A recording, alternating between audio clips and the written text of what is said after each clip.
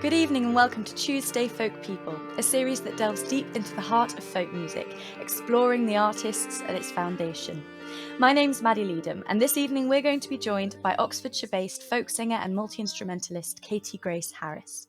Having performed alongside folk artists such as Catherine Priddy, Hannah James and Tony Coon, and former Tuesday Folk People guest Jim Causley, Katie took the opportunity during lockdown to bring her music to UK audiences online. She's soon to release her debut album, the Toledo Sessions, featuring some top folk names, including Tuesday Folk People alumnus Reg Meuross. Katie's musical work is not limited to solely performing, as when she's not gigging, she's using her music to empower and develop young people in her job at the Oxfordshire County Music Service, offering musical opportunities to children from all backgrounds. We're going to explore all of this and more in today's Tuesday Folk People session, along with some truly brilliant music. So let's now welcome Katie Grace Harris to our online studio. It's great to have you here today, and I think that we should dive straight in with your first song, which is Haul Away the Hall Sands. Can you tell us about this song before we hear it? Yeah, certainly can. Hall Sands is, or was, a little village down on the south coast. The song will tell you the story in more detail, but effectively it was destroyed by the greed of people who wanted to dredge the shingle from the beach, which caused the beach to erode and then the whole village to fall into the sea. So this is the story of Haul Away Hall Sands, but the person who tells it best is actually the character from the story, and that is Elizabeth Prettyjohn. And she remained in Hall Sands when all the other cats, she stayed there until she was in her 80s, alone. So this is Elizabeth Prettyjohn's story. Here I stand all alone in this place I call my home, in the ruins of Hall Sands Bay.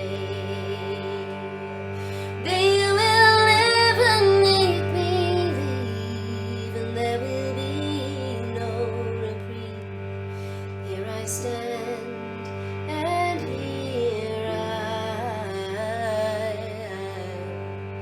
stay.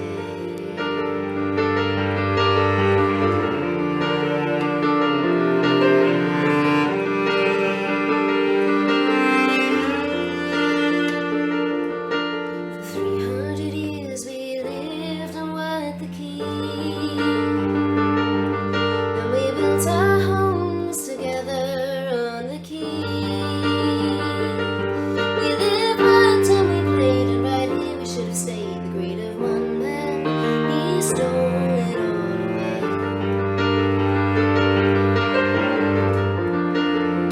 In the name of progress, he dredged away the sand to build the docks on Devonport land. No one asked us if we cared, the call would always be spared. He came to Hall Sands to haul away the sand.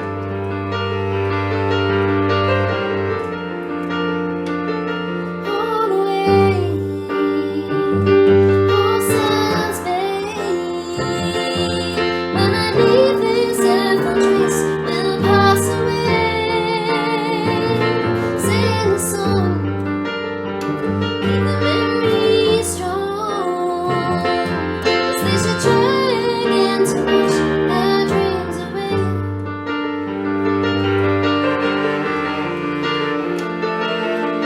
For many years they scoured the very seabed, till the sight of boats it filled our hearts with dread. The beach receded to the wall, then our homes began to fall. Time is ticking for Hall Sands Bay.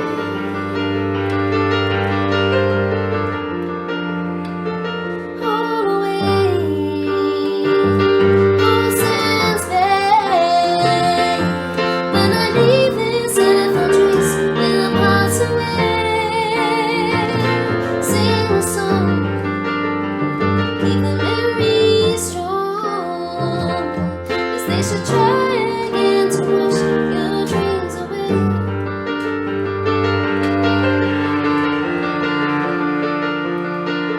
January 1970, One lost storm left nothing that once our homes had been. We clung to life all the night, nothing left by morning light except the ruins of Whole Sands Bay. Now they will never make me leave, there will be no reprieve. Here I stand, and here I'll stay.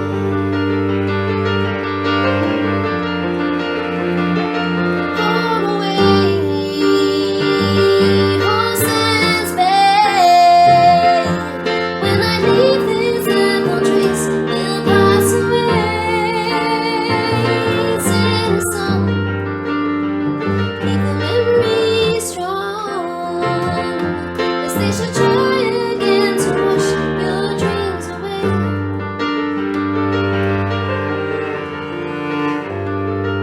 Now they will never make me leave, there will be no reprieve. Here I stand, and here I'll stay. In the ruins of Whole Sands Bay.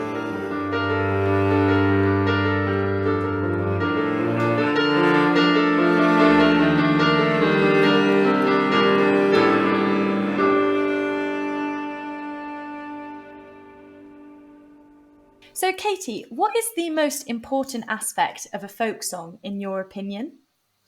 Or it would be the stories for me. I mean, I think everybody has something, but for me, stories are what's important. It's a genre that is just about stories and history and social history and keeping things alive that otherwise would be forgotten. So my songs are as much stories as they are songs. So I will spend a lot of time researching before writing a song.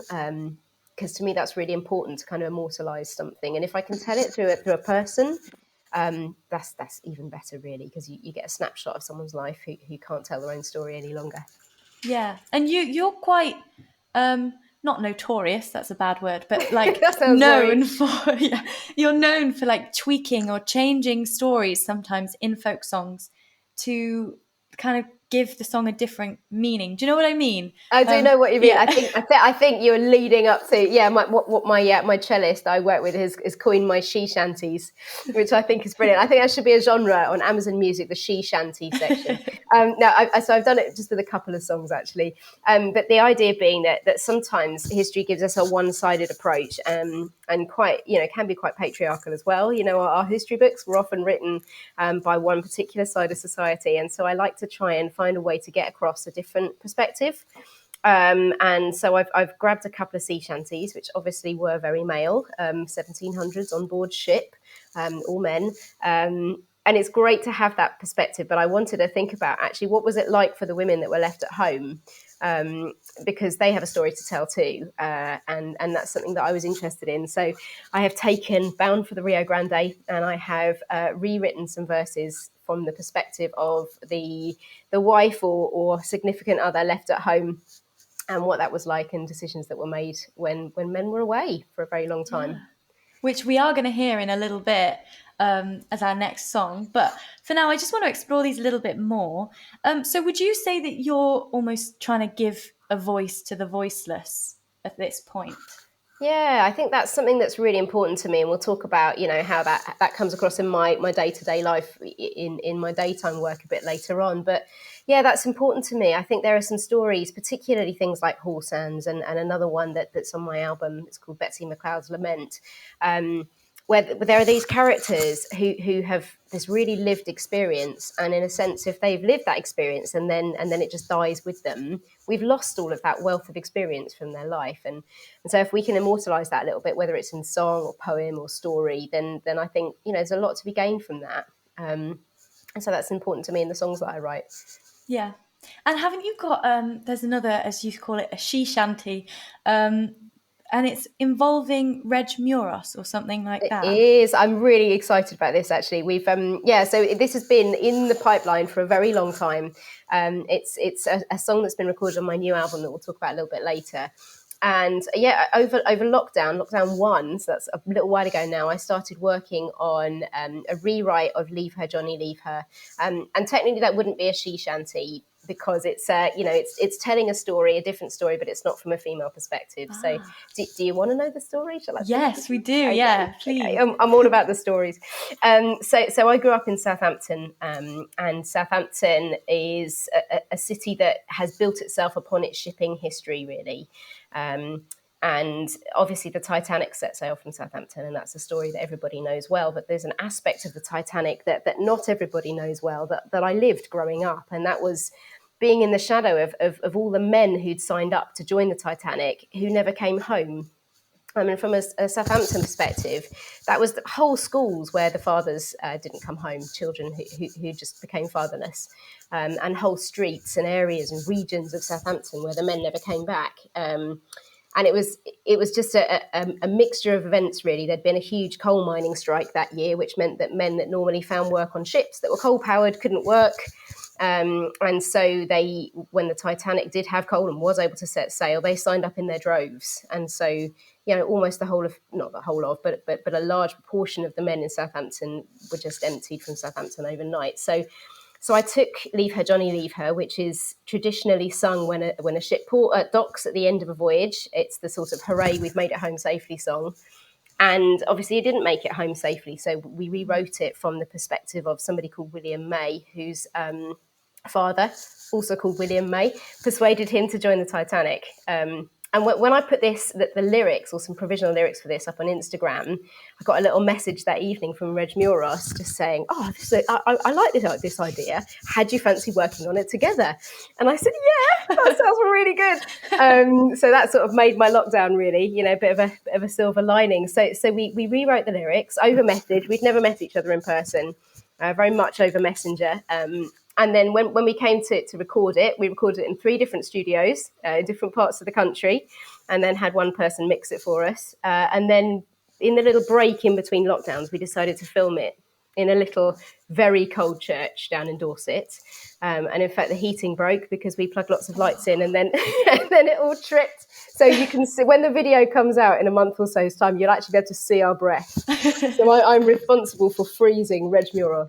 But the final bit of that story is that Reg also invited along Phil Beer, who's his friend, and yeah, good face, just such a lovely guy, very generous, as is Reg. And I invited my friend Adette Michelle and John Fletcher from Magpie Lane. So we ended up with this little super group, really, down in this little freezing church in Dorset. Wow. And so we recorded this version of Leave Her, Johnny, Leave Her, which is really atmospheric when you see the video when that comes out. So that's the story of Leave Her, Johnny, Leave Her. And obviously you're exploring stories here, especially the ones that we've just talked about with Hall Sands and the Rio Grande and Leave Her, Johnny. It's all like historic stories in the past. And why do you think it's important to keep retelling these stories? Because some would say, like, let the past be in the past. There's more important things to talk about right now. Why do you think it's important to explore those previous historic stories? What a great question. Because history so often relives itself. And we need to learn from these things. There's a song that I've got that will be recorded on my next release, actually, that's called With Regret. And it's based on a poem written by my father-in-law. And that's a contemporary story of somebody who's struggling and the people who are surrounding that person who miss it, who don't see the struggle. And so contemporary stories are important too. I just think individual stories are the important thing, whether they're old or whether they're new, and what we learn from those, and just to make the world a tiny little bit better, if we possibly can. So yeah, that's why they're important to me. Yeah, a lovely idea. And also quite scary that history repeats itself, but... Let's hope not all history, but the good bits, let's have the good bits. That's okay. Yeah, we'll have the good bits, right? Amazing. And then going more on to kind of the actual practice of you performing the music itself, you're described as a bit of a multitasker in your performance. Can you explain what I mean by that? I certainly can. Yeah, I definitely can. So when I first started wanting to put my songs together with other instrumentalists, I did what you usually do and advertised for musicians and got some fabulous musicians together. But as time went on, we became aware of just how difficult it is to get people together regularly enough to really make it work, and actually how much that can slow things down. And so, being a mum of 3 who's used to, like working while cooking the dinner, while, dealing with an emergency over there, I just thought, do you know what? I might as well do it myself. I don't always. I do have a couple of fab musicians that I work with, but generally I'll do it myself. So I have a little stomp board that I bring, which is just a wooden chessboard, a little historic chessboard, and I'll use my boots to make some percussion on there.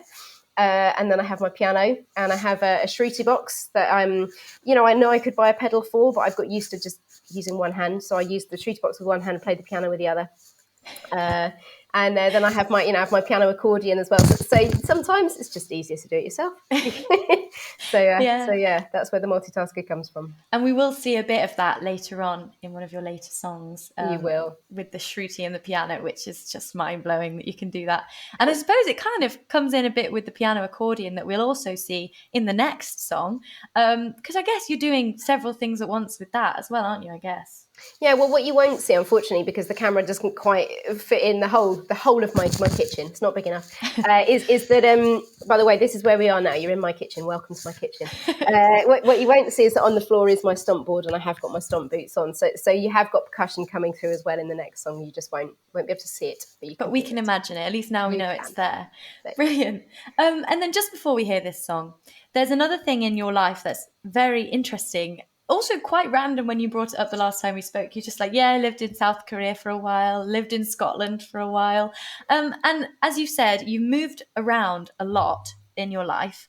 How would you say that living in these different places has affected your sound now? Gosh, that's such a great question. Yeah, a little bit of background to that. My husband works in professional football, and often that's fairly fickle. And when he's moved around between jobs, I've moved with him. So Scotland, South Korea, Dorset, Oxford, all over the place, really, Coventry, Birmingham. But the nice thing about that is that it's obviously you get to meet so many people and so many rich lives. And I think particularly if I focus on one of those, South Korea was amazing, really, because there was just such an amazing community of people, both South Korean people and people from all over the world, really. We used to have this regular event that was called the Acoustic Neighbourhood Jamboree, which is quite an American kind of name.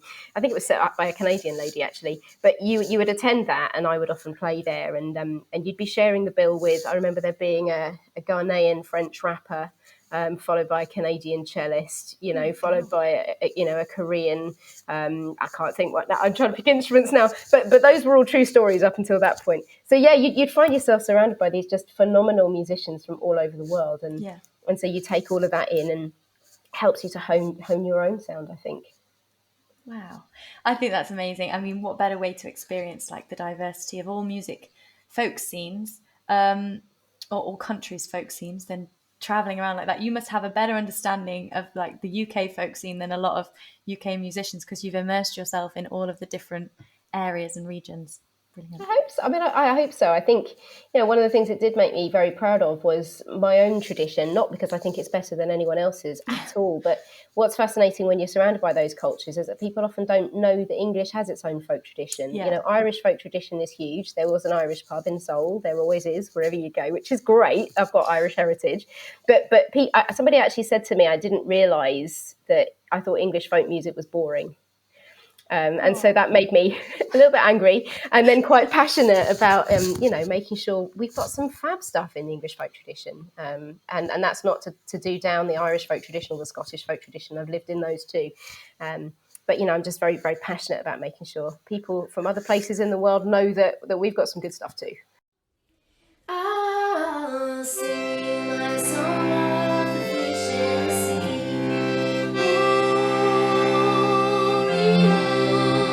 So listen, you, and I'll sing it for thee, for he's bound for the Rio Grande. And away, down,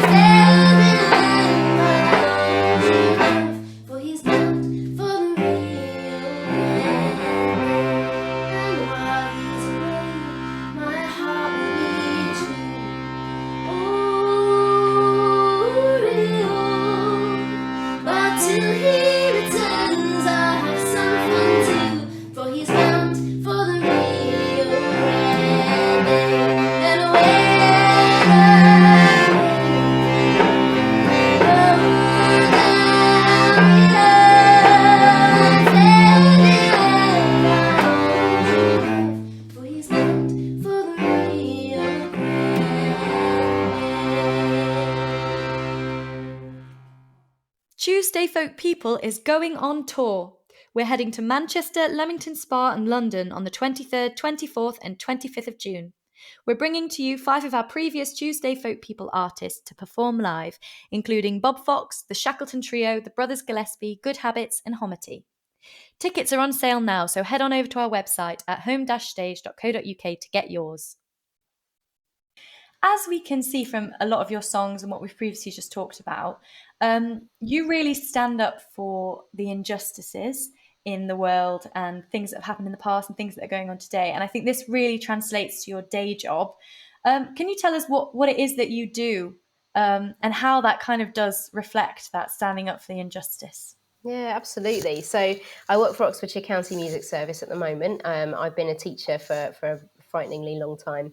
And I really love working with children and young people, but particularly the children and young people that perhaps other people don't love to work with, the tricky ones. And for me, children are tricky for a reason, as are adults. It's never clear cut, it's never simple.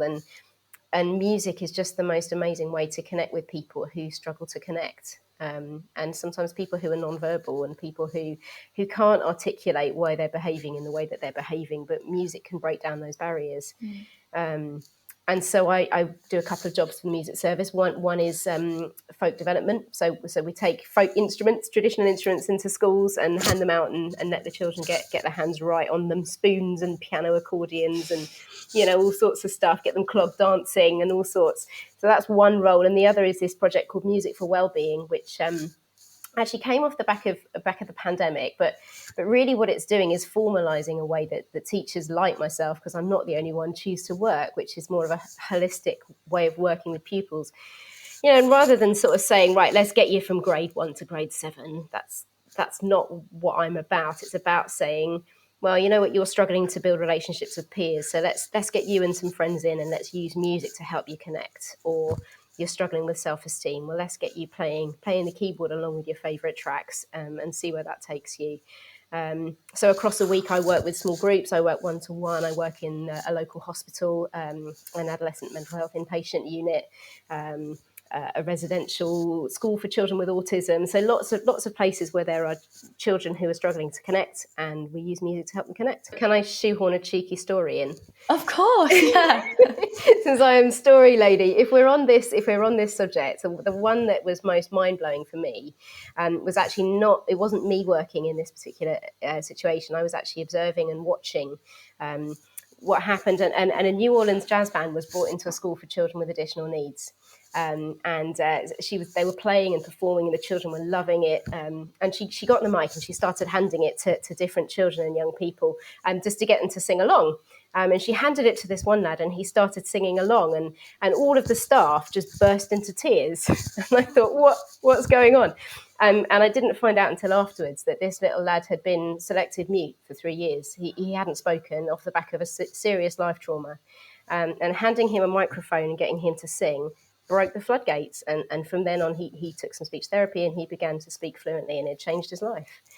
That's amazing. So that's a story. I need to put that in a song somewhere, don't I? Yeah, 100%. What an amazing story. What is it that you hope to achieve through your work?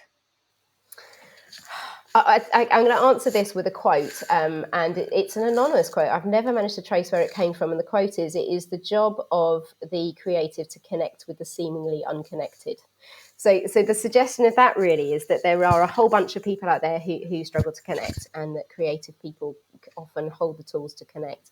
And I see that very much as something that's important to me. I've been given this gift of an ability to use instruments, and it's my responsibility to share it, really. Yeah. And if we go back to folk music in that, from your unique standpoint, working actually with young people in folk music, what do you think the status of like children in folk music is? Do you think it's quite popular amongst that generation? So the children that I'm working with, the majority of the time they wouldn't know how to pronounce folk. If you put it up on a board, they would pronounce the L.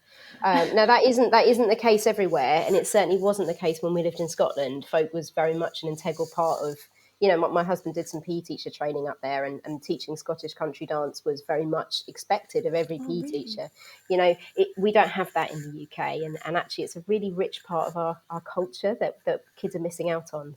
And so folk development is the other strand that I have with my work with the music service. And but it's just a real pleasure to go in. I mean, I do a project with kids that's 6 weeks long, and it includes clog dancing and learning how to play the spoons, and playing mini piano accordions, and learning lots of songs. So we'll sing, Mary Mac's Mother from Ireland, and the Weller Man. Oh, the Weller Man. No, I don't mean that. The Weller Man actually is fabulous because it's put sea shanties on the agenda for a new generation, and actually absolutely right, we should build on that. And it is a fab song, so I'm not knocking it. So that's another important part of my day job really is we've got to keep this tradition alive because it's valuable and it's brilliant. It just doesn't make it into the mainstream. So you do think that should almost be a priority of music curriculum potentially, to make folk music a bit more like in Scotland and have that as like a priority for primary school children? Yeah, I think it should. I think it should because there's so much that can be learned and gained from it, and it's different from other forms of music. I was talking to the head of the music service yesterday about this, and the fact that actually it's inclusive. We're not expecting people to be able to read music. Everybody plays by ear in a folk music tradition. Everybody can turn up to a session once you're old enough to go to a pub. So it's an inclusive tradition, and that's just brilliant for education. So I think for that reason, and also because learning from these stories and social history of the past is important for moving forward without making the same mistakes. So why do you think it is that folk music isn't hugely popular with young people? Such an interesting question, and I think the question really ought to be where did we let it fall by the wayside? Because if you go back, even sort of just 60 years ago, every pub had a piano, and people would jump up and would play it. So there was that just organic music culture happening, and nowadays, I'm going into pubs and they're working out how to get rid of them. They're smashing them up in the backyard and they're burning them, and schools are saying, well, the piano gets played a couple of times a year, we're looking to get rid of it. It's not in all schools, but just in some. So where has that gone wrong, and how can we put that right? Those would be the questions I want to ask, and I think it would involve probably a whole research project to get to the root of those. But it needs to be put back on the agenda. And things like Wellerman, actually, although I was silly about it earlier, it's actually been brilliant because it's a real role model and just showing what folk music can be like, and it can be fun and unite people. Yeah. And so would you say that the school curriculum for not necessarily just folk music, but music in general is quite lacking? Oh, I don't know whether I go that far. I think, so again, it's a big question. Primary schools, some of them do a phenomenal job, and some you just don't happen to have a teacher for whom that there's the ability or the passion, and so they want to put music on the agenda, but they're struggling. There is a requirement for there to be a breadth within the curriculum that includes everything: classical, world music, folk music, and it specifies folk music. But schools often don't know where to start. So that's where specialists like me and like others across the country, there's a hashtag folk educators. That's where we come in, because we can offer that where people want to offer it but don't know how. We can show them how, and it can be cheap and it can be very manageable. I'd like to find a way to actually make folk accessible for people outside of the genre as well, because a session is great to watch if you're an outsider, but can feel quite intimidating if you don't know what to play and how to join in. It can be quite a closed circle. So I'd like to find ways to make sessions more, have a bunch of instruments on the floor that people can join in on. Not at every session. Some sessions are for people just to enjoy, but I think there needs to be some of that as well. How can we open those out? How can I bring my daughter along to a session and hand her something and let her join in? That's got to happen too, I think. But now we've got our next song, which is Ghosts of Lolworth. Can you tell us about this song? I can. This song is purely fictitious, but one of the places that we lived and that actually I still feel is my main roots really is a little part of the world called Lolworth or Dorset particularly. We live just around the corner from Lolworth, but Lolworth Cove is the main centre of that area that people know about, and it's beautiful. But when we travelled abroad, particularly, we would have our roots back in that area. And so we'd come back, we'd spend a chunk of time there, and then we'd have to go again. And whenever we were leaving again, I would go down to the bay and do my goodbyes. We used to call it Mum's Gone to Say Goodbye to Lolworth. And there's also a bit of folklore around Lolworth that there are girls that can be seen dancing on the beach after dark sometimes, and presumably ghosts. That's the folklore. And there's spotted as recently as World War II, and there's a gunning placement up on the hill. And there was a report that these guys had seen girls dancing on the beach and went off to investigate. And obviously the beaches were barbed wired off at that point when nothing was found. So I've taken that little bit of folklore and mixed it up with my idea of saying goodbye, and actually the fact that there's been thousands of goodbyes, probably more than thousands on that beach across the decades and centuries. And so I'm just one of those ghosts of Lolworth saying goodbye at the beach.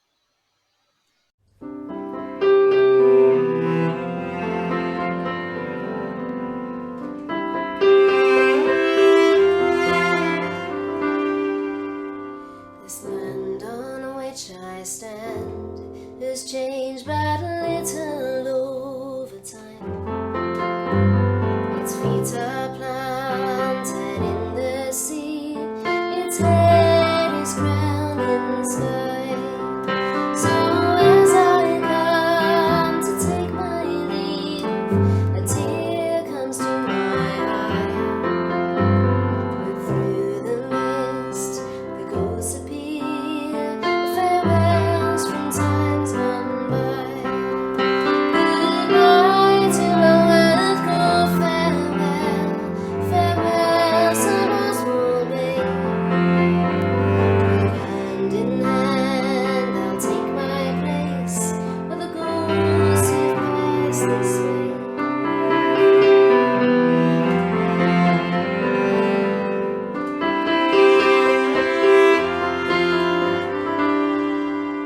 Sweet grace, she stands upon the shore to wave her love to sea. Before he left, he pledged his heart, one day his wife she'll be. Until that day she'll watch and wait, with a heart as strong as gold. She'll hold his love inside her heart, to once more his hand she'll hold.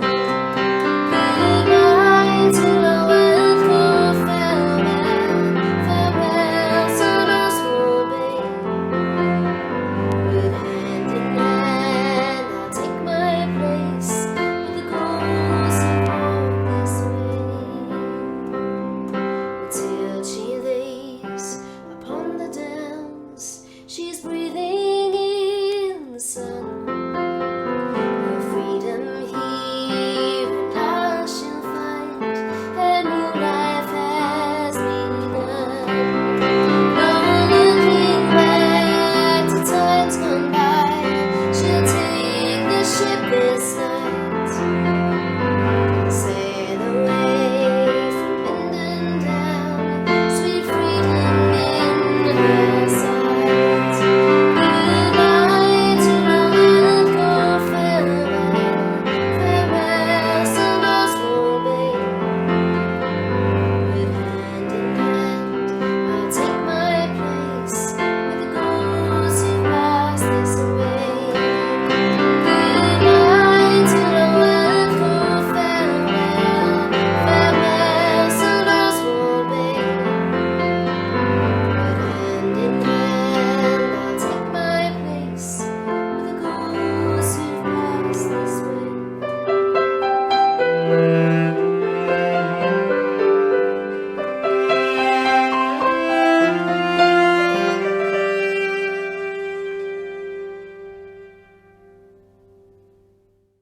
I love to explore how a person got into folk music, where it all started. And I feel like there's no better way of finding out about that for you than with your upcoming debut album, the Toledo Sessions. Can you tell us about this album? I certainly can. Yeah, I certainly can. I've often said to people, actually, I think someone could have pulled me out of a lineup when I was younger and said, look, you need to be a folk musician. You know, you've a thing for brown boots. You like playing a tin whistle in a playground. No one else does that. Look, you need to get in. I got into folk quite young, but partly through my parents. So my mum was a nurse, and she would often be doing the late night nursing shifts. And my dad would be at home with us children, and I was a bit too young to be left home when he went off to pick her up. We had just the one car, which I'll come to in a minute. And so he would persuade me out of bed, bundle me up with blankets in the car, and we'd go and get my mum and then come home. And I'm looking back on it as a parent now, presuming that to stop me screaming the place down, we would sing songs. So we would sing things like Joni Mitchell, James Taylor, The Spinners, Ralph McTell, all of that kind of stuff that my parents loved. And so that was very much my childhood. And the car that we drove around in, we didn't have a great deal of cash, was a rusty Triumph Toledo that was given to us. And in fact, it was so rusty that at one point we jacked it up to replace the tyre, and we couldn't work out why the car wasn't going up. And we opened the door and realised that it was so rusty that the jack had gone through the door sill into the car.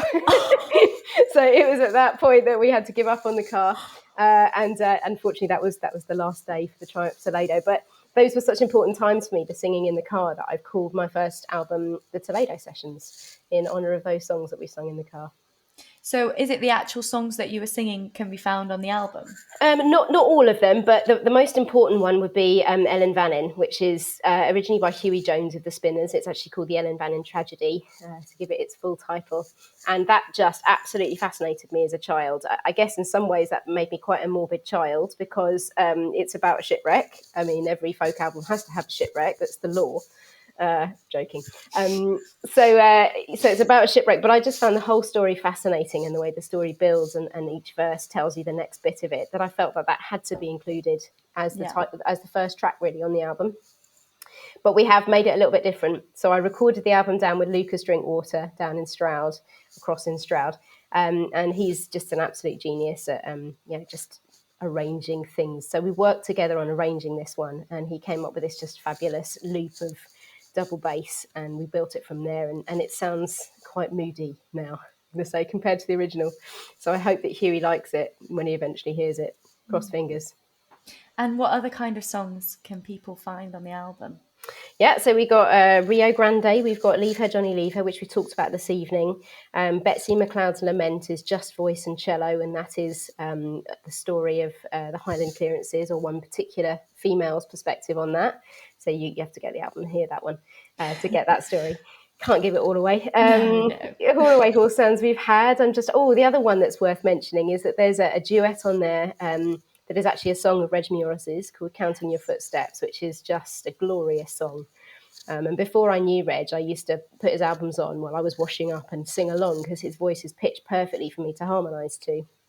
And so when he and I met to record Leave Her, Johnny, Leave Her, and we were filming, I persuaded him to play it for me and sing it. And then I joined in on harmonies, and it just happened that the camera was rolling. And so you can watch that one now. It's up on YouTube. And so the spontaneous arrangement that we came up with there, and you'll see it is literally organic. There's a bit where one or other of us forgets the words. You can see how organic it is. We liked it so much that Reg said, look, let's record it and add it to the album. So that's just hugely generous of Reg, because it's his song, but we've re-recorded it as a duet on my album. So when should people expect to see this album? When will it be released? Yeah, so the super exciting news is that as of last week, actually, I've arranged with Katie Whitehouse, who organises and runs From the White House, which is a management company, and she manages Reg Meuross and Harbottle and Jonas and a variety of fabulous musicians who I'm in awe of. And she's agreed actually to release my album under From the White House, which is fabulous. So it's put the timeline back a little bit, but to be honest, this album has been a long project really of passion, so I don't mind waiting for a little bit. So September is going to be the likely release date now, and I don't expect that to be put back again. So September, and if you pop onto my website, you'll find that there's a subscribe form, and there'll be a pre-release, so some people who subscribe to that can actually get hold of it a bit sooner. Yeah, and just going back to what you just said, where you said that this album's been like a long time in the making, what do you mean by that? I started the songs for this in lockdown 1, that's when I started working with Reg on Leave Her, Johnny Leave Her, and then went to record in lockdown 2. And so, various other lockdowns, COVID, all sorts of things have just meant that it's been a very ongoing product. But as it happens, I don't think that's a problem. I think that means that the product that's come out at the end of it is brilliant. I don't think it's brilliant, but brilliant for me. I'm happy that I've ticked the boxes that fulfills what I had in my head. Whereas sometimes if you rush something, you say, right, we're in the studio here and it's coming out there, you miss bits. And with this, I don't feel I've missed bits. I suppose you could say it's been a lifetime in the making if it harks back to your childhood and all that. Yeah, that makes sense. Yeah, I like that. Thank you for that. I'll note that. No worries. And finally, because we are running out of time, sadly, now, but I do want to just quickly ask, what other things have you got coming up in the future that we can share with our audience? Sure. Well, there's quite a few gigs coming up, and there's more about to be released. So, there's quite a few coming up. So, there's Oxford Folk Festival, or it's called Folk Weekend Oxford, and I'm looking forward to doing a gig on the back of a canal boat, which is going to be awesome. It's part of Towpath Productions, so I'm looking forward to that. Just hoping that by that point, the end of April, it would have stopped snowing, which it's actually doing now. So, cross fingers. Purbeck Valley Folk Festival, I'm going to be at again this year. So I was a finalist in Purbeck Rising last year, and this year I'm booked to play on the Friday night. So come along, that would be fab to see people there. And then 25th of October, I'm warming up for Steel Ice Band, which is super exciting. So that's New Theatre Oxford, but I'll be in the piano bar downstairs. So that's a little invite only thing. So if people want to come, then drop me a message and I'll stick you on the list. Wow. God, so much. How exciting. All before it is. It's really good. Cross fingers. Amazing. Well, thank you very, very much, Katie, for speaking to us today. It's been an absolute pleasure. And obviously exploring not only you as a musician, but your work in the education sector and everything. It's been really, really interesting. And luckily, we have one more song, so it's not quite the end yet. So you did mention this song earlier, the Ellen Vannan tragedy. Is there anything else that you can share about this before we hear it? Again, just the story of this again. This made history really in terms of maritime safety. When this ship sunk, lots and lots of things had to be changed. So this ship set sail from the Isle of Man. Again, I've got some family history on the Isle of Man.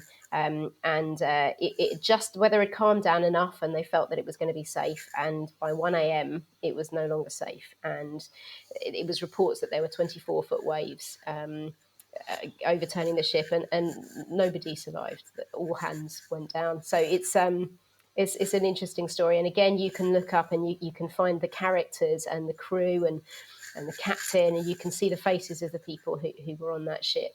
So one of the videos that'll be coming out for the album has actually got a lot of those original photos we've got on permission from the museum on the Isle of Man to use those pictures, and so you can see the actual faces of people who were involved.